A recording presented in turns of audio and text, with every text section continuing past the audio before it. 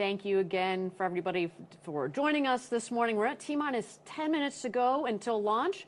Our team continues to be in a hold, just making sure that everything is aligned. Weather's looking good for launch as well. And we will be back when the team resumes from the hold.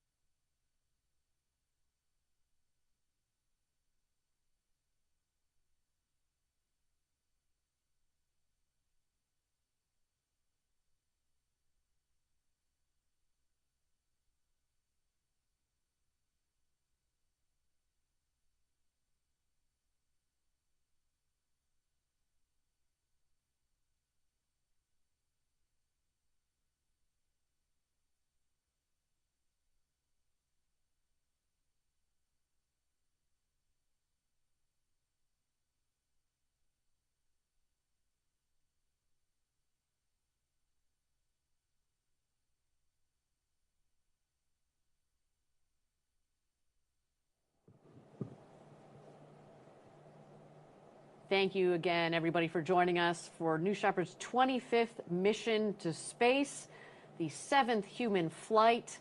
Now, we are in a hold. We continue to be in a hold. My understanding, though, is that we have gone escape-enabled, which means that the escape system in the crew capsule is ready to go if if need be. The other thing that I should note is that we expect to clear this hold shortly here, and shortly following the clearance of the hold, we will go into the go, no go poll.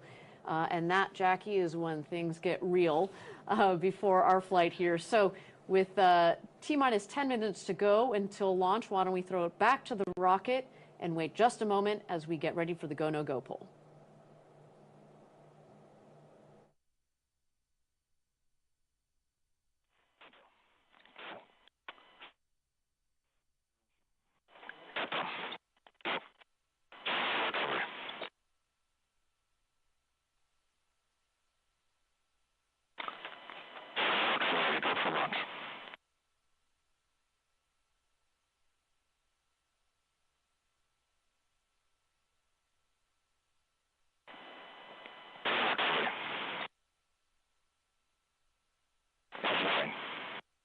Go green board.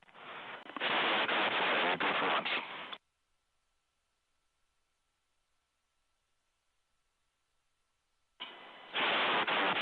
Open road back 2.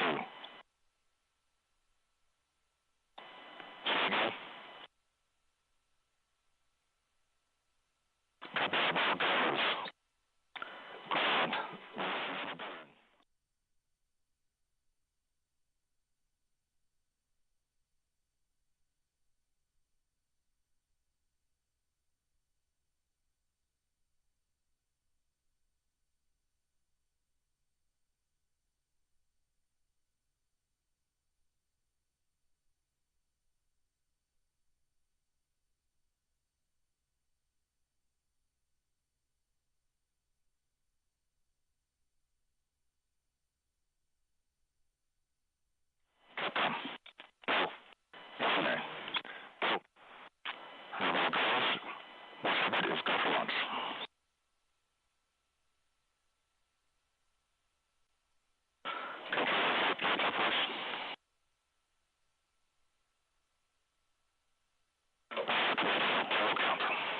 Look up flight.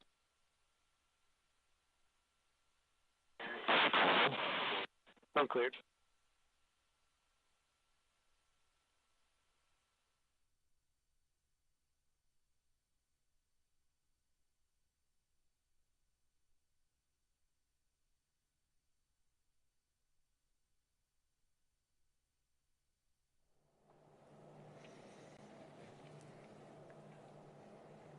Welcome back, everybody. We're T-minus 9 minutes and 30 seconds to go until launch.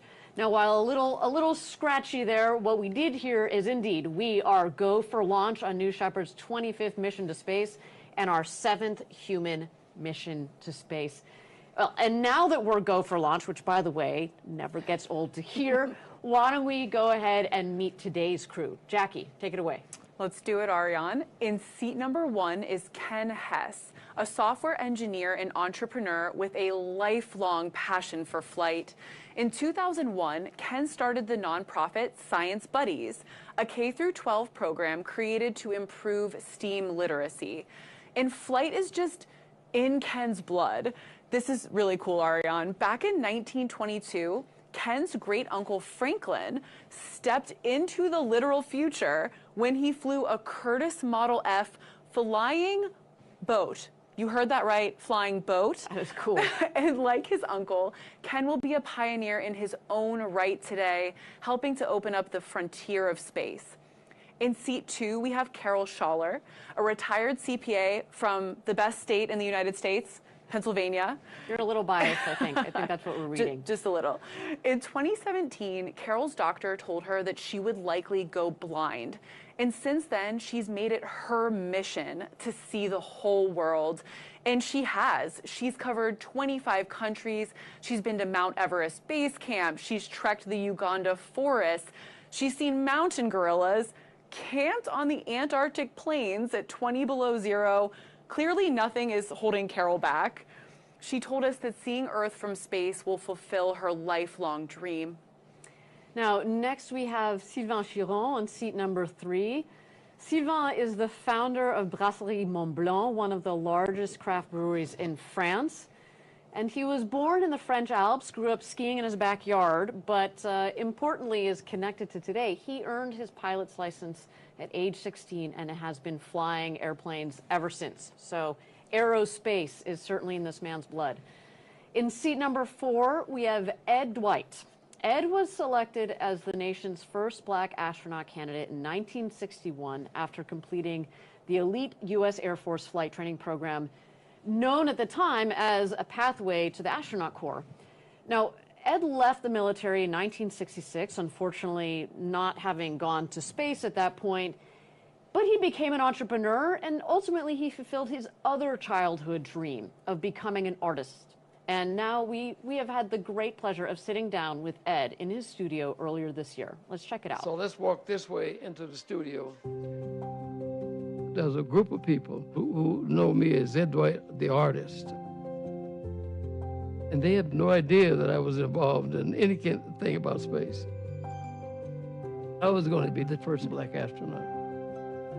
I completed astronaut training. Everything that we did, I did, and I did it well. And if politics had changed, I would have gone to space in some kind of capacity. Everybody has this thing about how angry I must have been, how disappointed I must have been. As I look at it philosophically, my role in the whole process was to open up a conversation about blacks in space. And so I served a purpose, and I was very, very proud of it. I started out with this art career about 45 years ago, and I had never sculpted before in my life. At the time, there was no way to find any black imagery in city parks, museums, galleries, and I thought the black people have contributed to America needs to be honored. I thought the whole idea of going to space with Blue Origin was a fascinating last chapter. He would have been the first black astronaut. That is history that needs to be changed. There are a lot of people that are happy, and I'm more worried about making other people happy than making myself happy, so that all worked out. But when the rocket is roaring and the rumbling and the noise, I think that I would enjoy the hell out of. I really, really want to do this because each person that goes up there all of a sudden has a totally different perspective of this little place here. Space can bring people together. If everybody went to space for a space mission and say, oh my God, this place is workable. Oh, it is workable. Let's go back and make it work.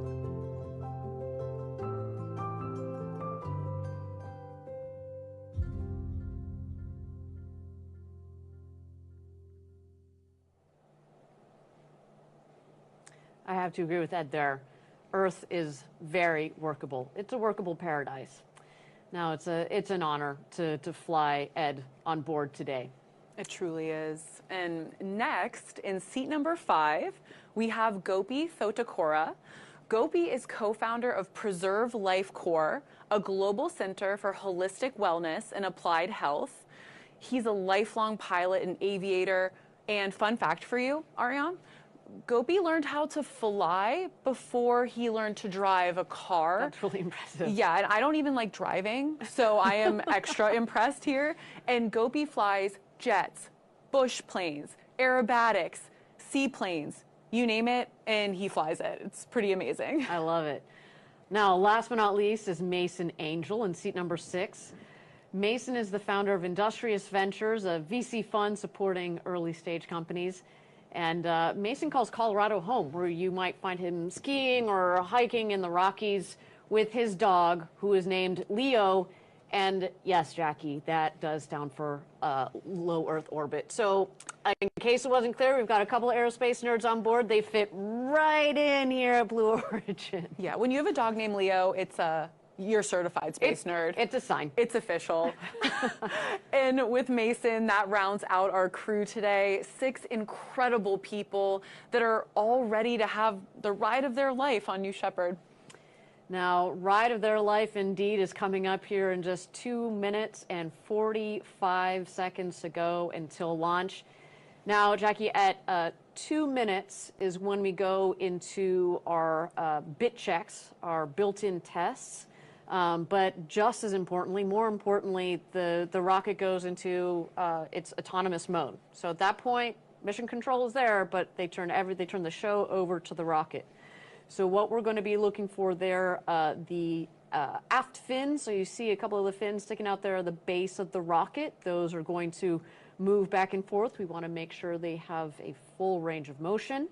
We will then also keep an eye out for the BE-3 engine at the base of the rocket to gimbal. So the BE-3 engine, there's one of those at the base of the rocket, liquid hydrogen, liquid oxygen, propelling New Shepard today. And as you mentioned earlier in the show, as we see the rocket lift off, what is expelled is just steam. So people have asked, well, how clean is this rocket? We expel steam as it goes up into space, which is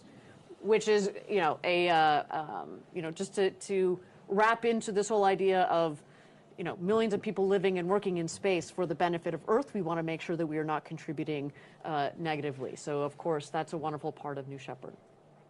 So with that, we're going to keep an eye out here for the last-minute checks on the vehicle. We do see that the gantry has been retracted, which means it is showtime. There you go. At the base of the rocket, you see the fins moving back and forth. There are 4 of those fins, 1 on each quadrant. And at this angle, unfortunately, we're not going to be able to see the BE-3 engine gimbaling back and forth, but the gimbal of the engine plus those fins are what direct the rocket both on ascent, but obviously the rocket, because it comes back to land, also upon descent to make sure it ends up right on its landing pad 2 miles north of where it's taken off from.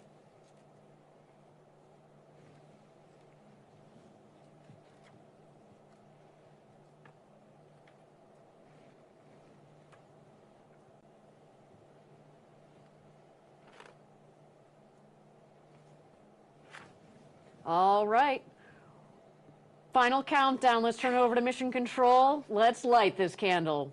8, 7, 6, 5, 4. Command engine start. 2, 1, 0. Ignition.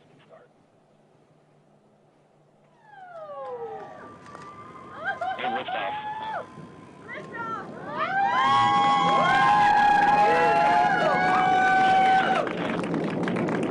New Shepard has cleared the tower. The rocket and our astronauts are heading up to space. Now you can follow along on the bottom left of your screen, the altimeter on the left. Excuse me, altimeter on the right and the speedometer on the left.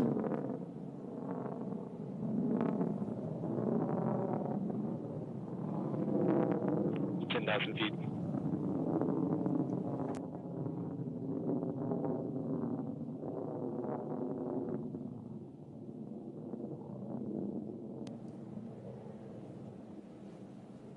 All right, as we go through this flight, there are a couple of milestones here. The first one will be max Q. That's when the dynamic pressures are the highest on the vehicle. We go from 100% power, pull it back a little bit as we go through max Q, and then ramp her back up to 100%. Okay,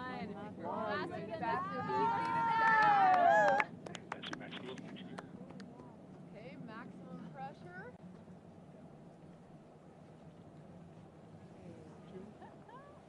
50,000 feet. Max G should be in about 10 seconds.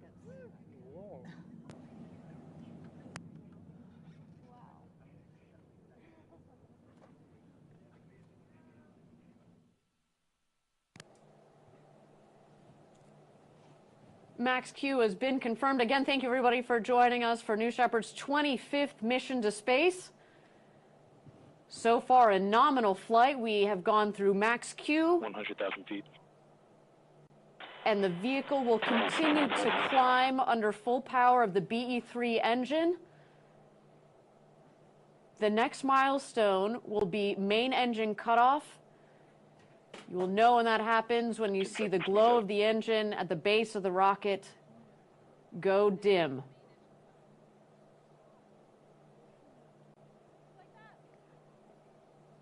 MECO.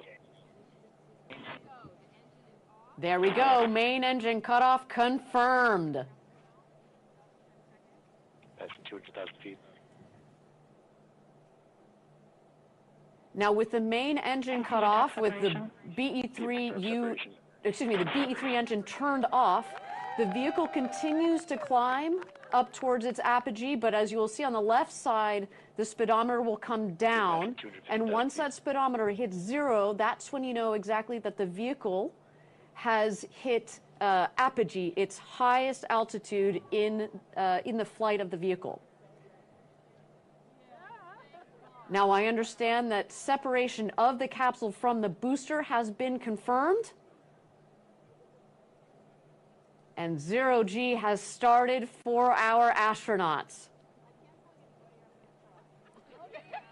Shortly here, we're going to let them unbuckle and enjoy the beauty of floating around in 0G, but of course, the spectacular views out of those windows. And I'll say that having passed over 330,000 feet, they are over the Kármán line, so welcome to space, astronauts.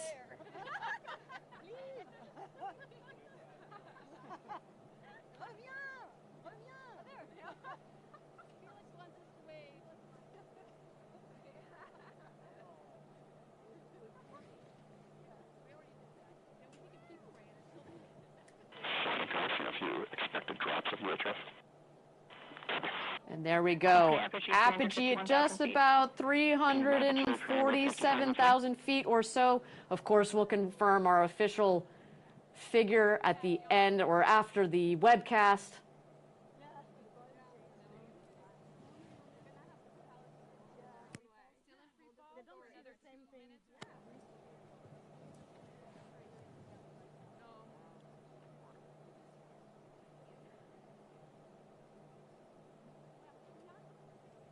At this point, our astronauts are still enjoying that beautiful 0G up in their capsule.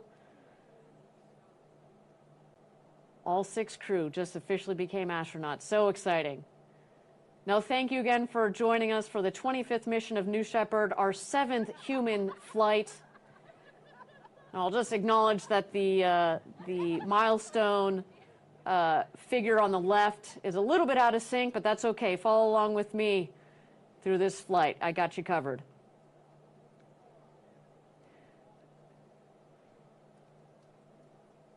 At this point into flight, you see the 2 craft, the rocket on the left, the crew capsule on the right.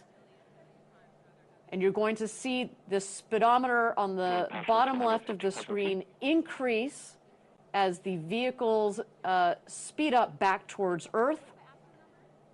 The rocket is going to beat the capsule back down to the ground. It is more aerodynamically shaped. And once it hits atmosphere, we've got a multitude of aerodynamic surfaces that are going to guide it back to its landing pad just 2 miles north of the launch pad. And then just a little bit afterwards, we have the crew capsule, which will also come back down into that West Texas Valley for a nice soft landing.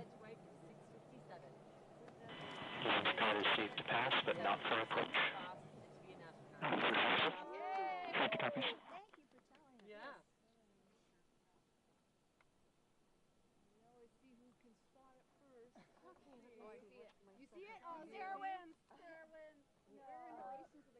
Being passing 50,000 feet.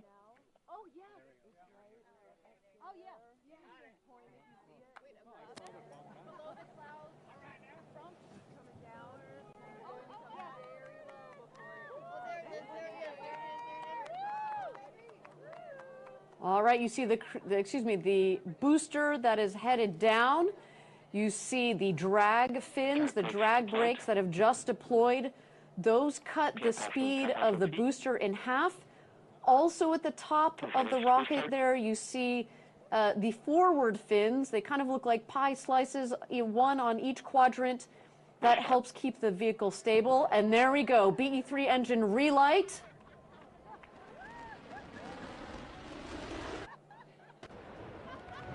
Landing gear deployed. 50 feet, 8 feet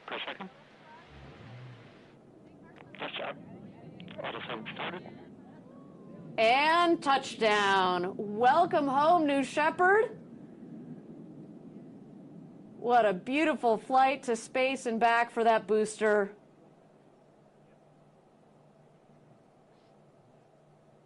Man, it feels good to be flying again, Jackie. Taking our astronauts to space and back. It is, I mean, every day is a good day at the rocket factory, but flying people never gets old. And I love that West Texas desert dust that gets kicked up, and it's, once it clears, a landed booster. It's like a magic trick. It's exactly. Ooh, poof, booster just arrived. Yeah, it definitely adds to the drama of a landing a rocket from space. And, you know, as we say, landing the rocket is just really one of the proudest moments because it shows the incredible engineering. It isn't magic. It is not magic, Jackie. The engineering that has gone into building, designing, testing, flying, but bringing this rocket home from space, ready to be reused. You see very quickly thereafter, the forward fins come back in, the drag brakes come back in. You look like you just fuel her up and launch her from there and get ready to go again. But the show is not over. The crew capsule has deployed its guide parachutes and its mains. Everything looking nominal on today's flight.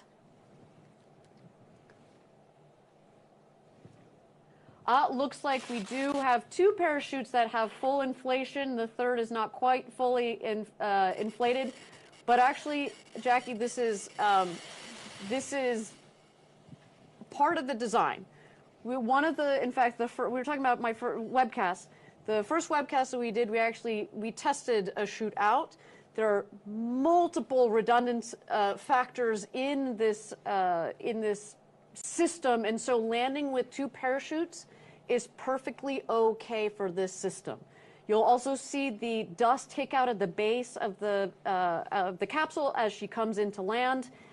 That is the air cushioning system. It's going to kick up a lot of that West Texas dust you just talked about, but it also, there it is, touchdown of the crew capsule. A beautiful flight for our rocket, for our crew capsule, for our 6 new astronauts, Mason, Sylvain, Ken, Carol, Gopi, and Ed. You are officially astronauts. Welcome home, everybody. Now, our team has started operations to safely recover our astronauts from the crew capsule. We send out our safety crew as soon as we have visual connection with the crew capsule coming back from space. So they are well on their way out to meet the crew capsule there. What you're going to see as soon as they get there, the first person on the ground, crew member 7, we've talked about them before, so in this case it'll be Laura Stiles.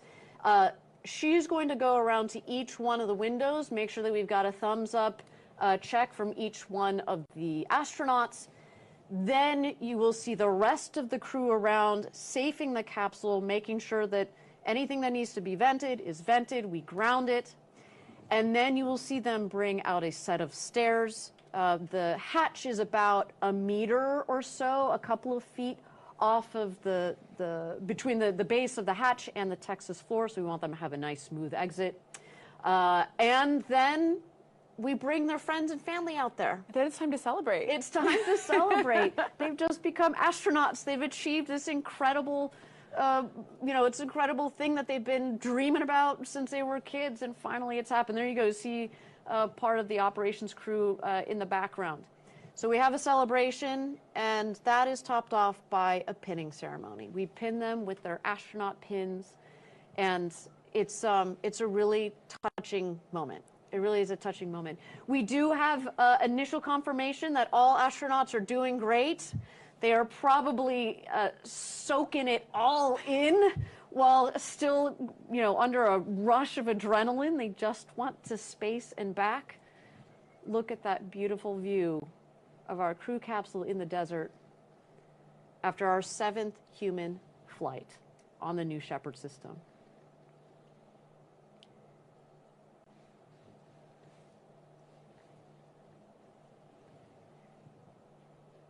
Now, Jack, you see the crew capsule there and the parachutes that have fallen not far from the capsule itself. One of the things that indicates is in fact that there wasn't a lot of ground wind out there as they came in. They landed nicely around the crew capsule. And what we just saw there was our drone footage, and then of course here our long-range camera.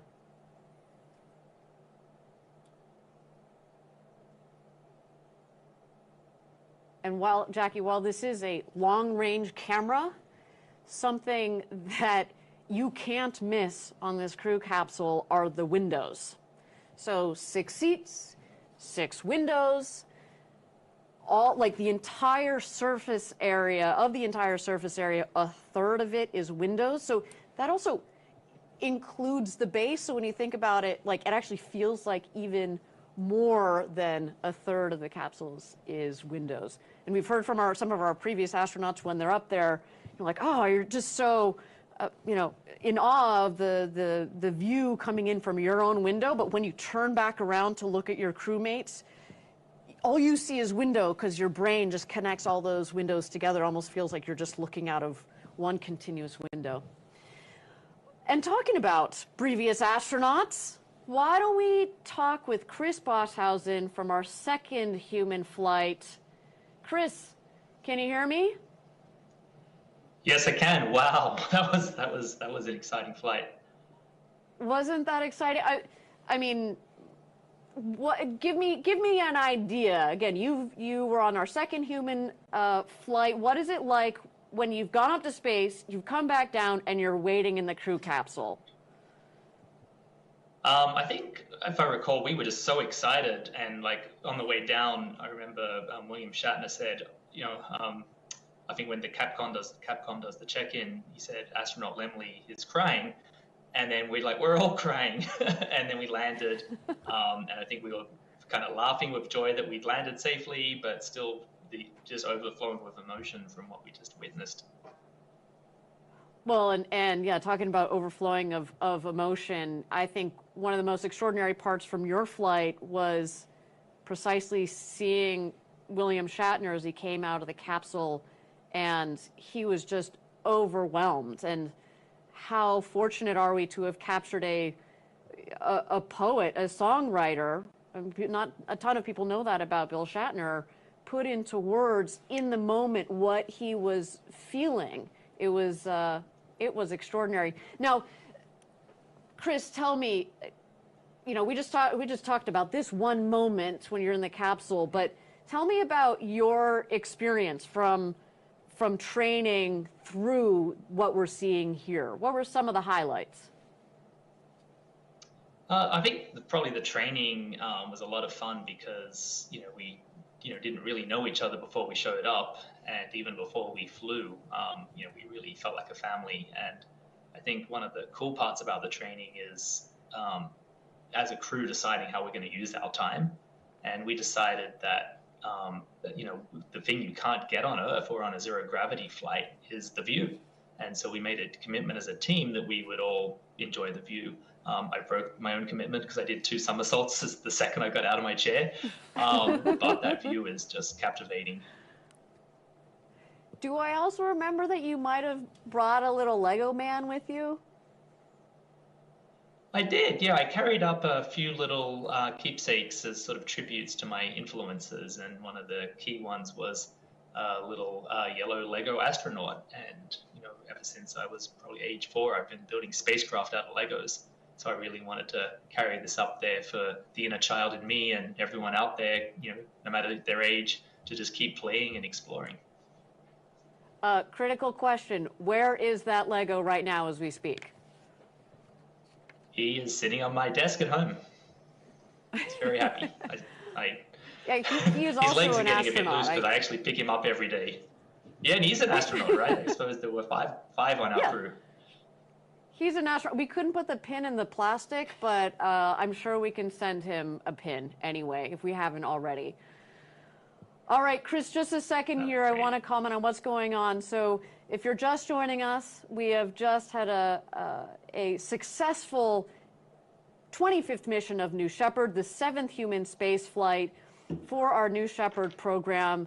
That makes 37 astronauts in total that we have taken up to space and back. What you see here is our safety team that is safing the vehicle, making sure, again, that everything that needs to vent has been vented, making sure that our astronauts are all right, although I have heard already that everybody is a thumbs up and had a great flight to space and back. What you will see coming up shortly here is they will put a set of stairs just outside the hatch for a nice, comfortable egress of the crew capsule. And then, of course, we are also removing the parachutes so they're not, so they're disconnected from the capsule itself. Now, Chris, back to you. So you talked a little bit about your experience. Do you have a highlight from? I know this is a hard question. One highlight from the flight itself. Yeah, I think it's hard to choose, but there's so many really interesting things. But I think the most profound one was when I stopped looking at the Earth and then went out to look at the blackness of space. I felt almost like a tractor beam attracting me and luring me to go further. I almost feel like it was an explorer's gene that switched on, and a voice in my head said, "Keep going." And that, I'd always wondered how I'd feel as a space advocate having flown. Would I feel like I'd finished my life's mission and I had nothing left to do? But I actually came back more motivated than ever to keep going out into space. Well, Chris, you are an entrepreneur. You helped start the company Planet, which puts, small satellites, Earth observation satellites into space. Before that, you were executive director of Space Generation, trained in aerospace engineering. What was it like putting all of those pieces together and then going to space? You have to speak on behalf of a lot of us that have wanted to go to space and are in the space industry, but may or may not get that opportunity. Yeah, I think many years ago when I was a kid, I had pivotal insight that a lot of organizations that have space in their name or talk about space don't actually have things in space, which is sort of the impetus for me to become an engineer and ultimately start, co-found Planet Labs, to actually build stuff and put things in space. So my life goal has always been to make space travel as easy as catching a bus. And I felt to lend credibility to that, I had to, put my money where my mouth is and actually try out this thing that I talked about my whole life. So in a way, it was a very grounding and affirming thing for me to do. Now, obviously this experience has touched you greatly. I love that quote about how you looked up at the darkness of space and it almost was drawing you like, oh, no, there's more to go. We have to go further. Yeah.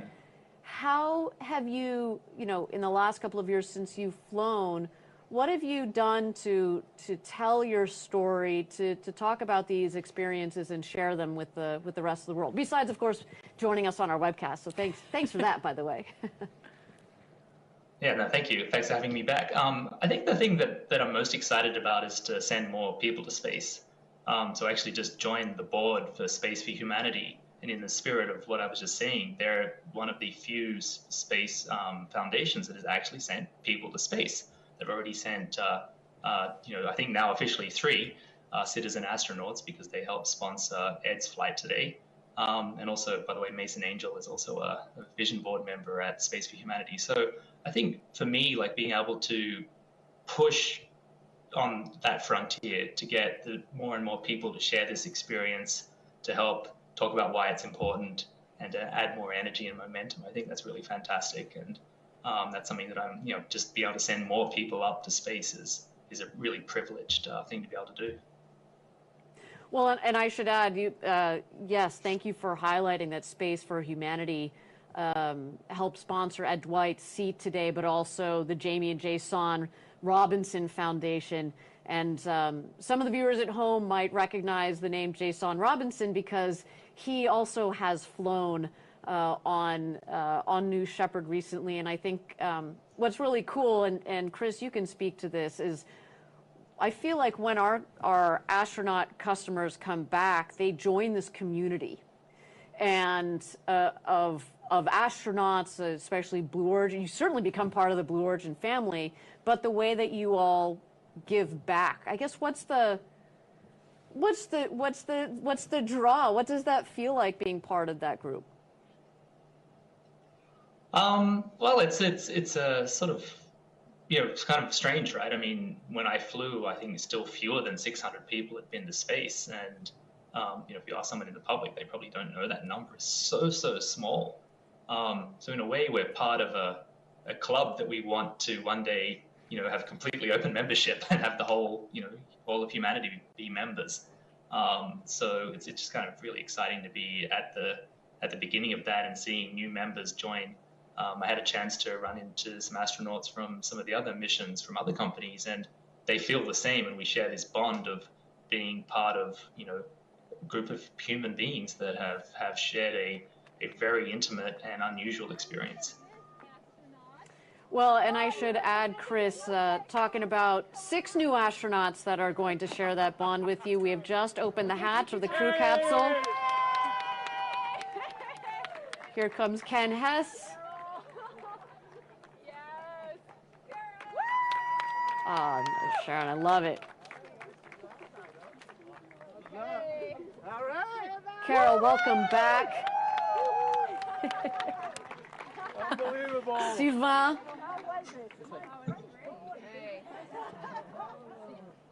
And here exits Ed Dwight.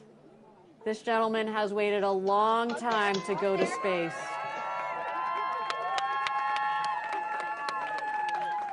Long time coming. Selected in the early 60s as the first black astronaut to fly, although he did not get to fly then, today was his opportunity, and man, what a flight for him. Finally, an official astronaut. I'm ready.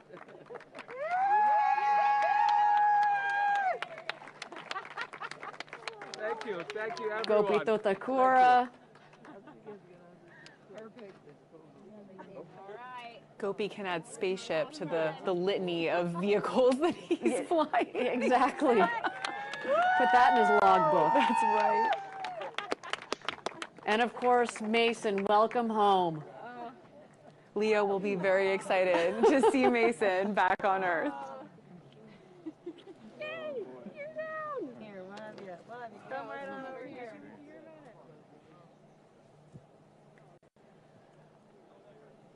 There's crew member 7, Laura Stiles, assembling our newly minted astronauts.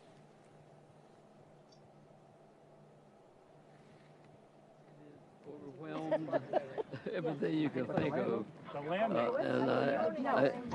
I thought I really didn't need this in my life, but now I need it in my life. This is fabulous. Thank you so much. Thank you. Thank you for being part of this. All right, I am ecstatic. Ecstatic. Did anything surprise you? What was it like looking at Earth? Well, yeah, the transitions about the separations and stuff were a little bit more dynamic. I mean, they were nice, smooth, but that's how it's supposed to be. But it makes your mind wander. There's something go wrong with it. But no, it was absolutely terrific, and the views. I mean, just even I couldn't see it, I could see it. Absolutely fantastic. Absolutely. This is a life-changing experience. Everybody needs to do this. Everybody needs to do this. And She hasn't done it yet. Oh, you have? No, sir. What? A life-changing experience. Everybody needs to do this. I think that is the quote. And it's so spot on the nose from Ed Dwight, from, again, a gentleman who's been waiting 60 plus years to do this. And if anybody knows, you know, about how to prepare for space, The et crew cetera, endurance, it's right? him, and he did it. And this is that is his They really takeaway. spent some time caring and taking care. You know? Yeah, absolutely. I was trying to make a comparison of what I've done 60 years ago. Yeah, And tell us about how it. spry.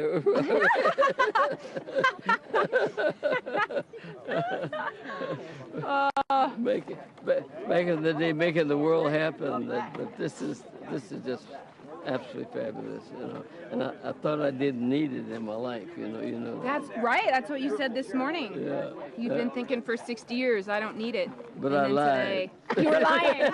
You were lying. You needed it and you got it.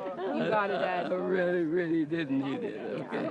You are an astronaut. Because it was the first real deal that I got involved in that I wasn't successful at. You know?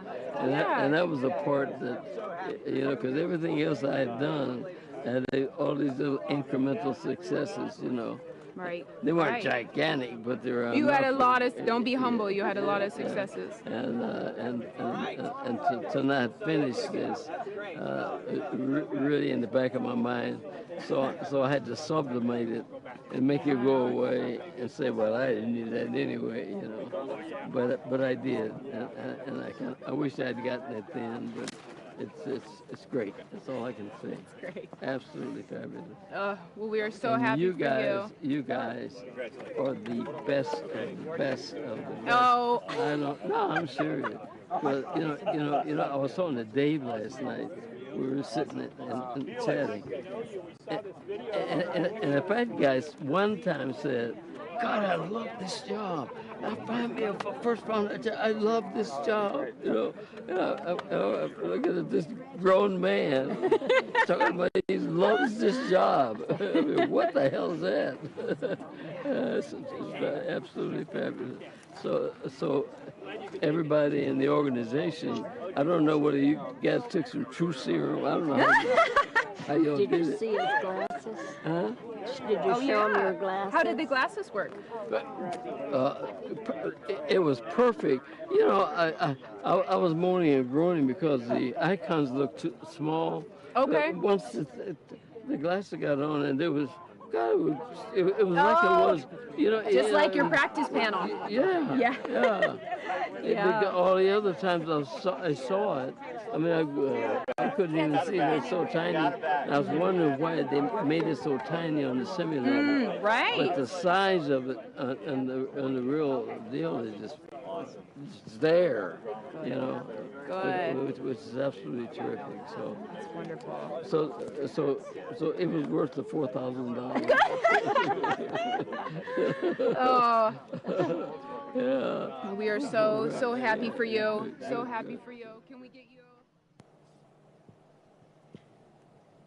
I think you heard it right there, Jackie and Chris. What an extraordinary day for all of us here at Blue Origin, but especially for our 6 newest astronauts.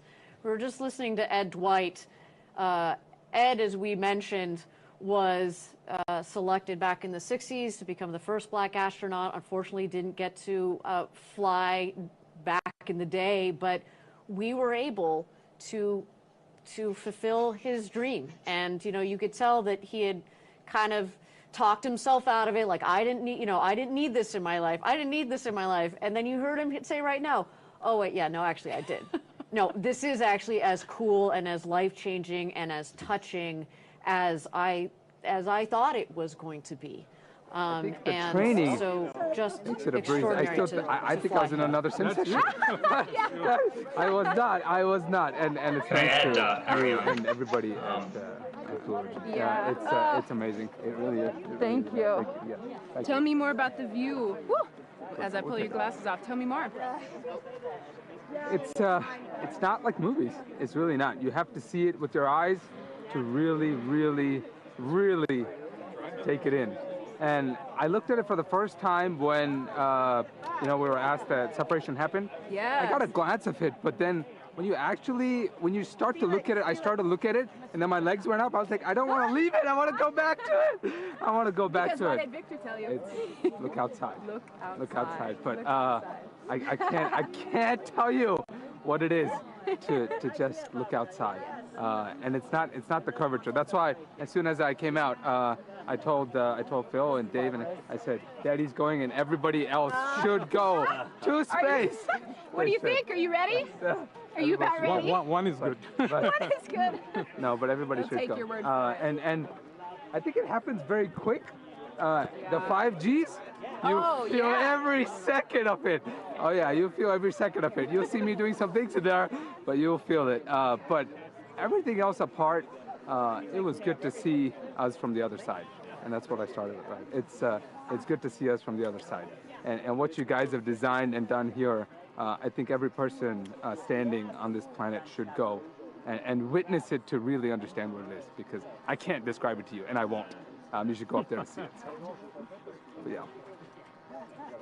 Thanks everyone. Thank you so much. Thank you for bringing him back safe. Yes. Oh, all right. Oh, here we go.